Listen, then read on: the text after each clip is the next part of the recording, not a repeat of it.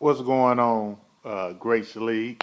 It's your boy Lou, aka Convict, here to give you an updated 2012 predictions and draft grades. This recording would be mostly in audio for the simple fact I know you're at work and you can listen and be productive at the same time. And also, I don't think you want my mug on your screen as you're working. So we're gonna kick it off and give you my take on it. Our commissioner did a great job. No, the great. We appreciate it. But some of your predictions, I think, were a little off. I see where you were going with them, but I don't understand where you were going with them. So I'm gonna give my take on it, and you all can take it and run with it, criticize it, agree, whatever. I don't care. Just trying to give you my take on it. So let's kick it off. With the number one pick, we had Justin Flake, who selected the Miami Heat. Don't think we really need to have much conversation around this pick.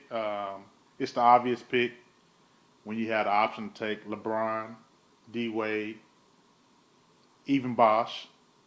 I mean, they're a great team put together.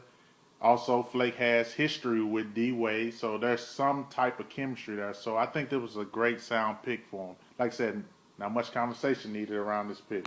With the number two pick, we have Can't Stop P, who selected the New York Knicks. I knew it, you knew it, America knew it. P was gonna go with his childhood favorite team, the Knicks. I think he sent smoke signals and around OKC, but deep down their lack of having a bench and their lack of having a present in the post game swayed him away from them and back to the Knicks. So I think that was a great pick. I give him I give him an A for that pick because I think it fits his playing style. Then we go with the number three pick with Rashad, aka the playmaker. Um, he selected the Lakers. I think that was a great pick for him. I knew he was going with an LA team, just couldn't figure out which one. Uh, Lakers make sense. He played with Kobe last year, was successful, so they have some type of chemistry. So I expect them to do about the same thing they did last year and make a run in the playoffs, make it to the playoffs and make a run in the playoffs. With the number four pick, we have J-Mo, who selected the Chicago Bulls. I think it was another great pick. Um, they fit his style.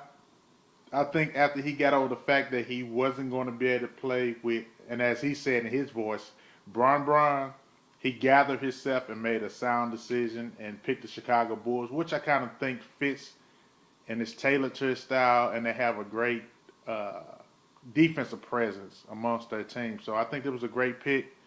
I don't think any other team would have fit his style outside of Miami. So kudos to JMO. With the number five pick was my pick, Convict. I selected the Clippers. Um, I think it was another great pick, of course. Not trying to be biased, but kind of tailored towards my playing style of playing through the point guard. The biggest question out there for this team would be who replaces the production that Kevin Martin gave last year. So I think it was a great pick, and I think it'll work out to be okay. With the number six pick, we have Michael, who selected the Oklahoma City Thunder. Um, I think it was a great pick. I think it was the best team that was on the board at the moment. He selected. Mike is known for selecting the best team on the board at his current pick. But I think this team would be very successful with his playing style. I think he plays some of the best on-ball defense. So with that option and having Westbrook, expect a lot of steals and expect a 500 plus season out of Micah. Uh, with the number seven pick, we have Malik, who selected Portland Trailblazers. I think this pick was a little premature, but I don't know how much study, film, time was put in making this decision. I think it was one of spur of the moments pick. I actually thought he was going to go with Dallas just because you have Dirk and you have Jason Terry, and those type of players fit his playing style. But nonetheless, he went with the Blazers. With the number 8 pick, we have Steve, who selected the Boston Celtics. Also thought he would go a different route based on his playing style. I thought he would go with Golden State, but I see where he's going with Boston, and I get it. And it makes sense when you look at the outside presence around the perimeter. But like I said, I thought he was going the Golden State route. But nonetheless, it's a great selection. With the number 9 pick, Rodney select Dallas. I'm not too sure I like this pick. I thought San Antonio would have been a better pick for him. But I think the idea of playing with Dirk, having an inside, outside game with Dirk, I think that was his mindset. Should anything happen to Dirk, I don't know what Rodney will be able to produce as far as being successful. And with the 10th pick, we have Black Assassin, who selected the San Antonio Spurs. I don't understand this pick. I don't like the pick for him for the simple fact I know the style of play he plays. He's a running gun type of offense, and he picked one of the slower teams up and down the court. Granted, Parker gets down the court very fast, but Duncan trails, and it pretty much an old team, so it's going to take a lot of work of learning how to play team basketball versus running gun. Again, I thought Golden State would have been a better selection.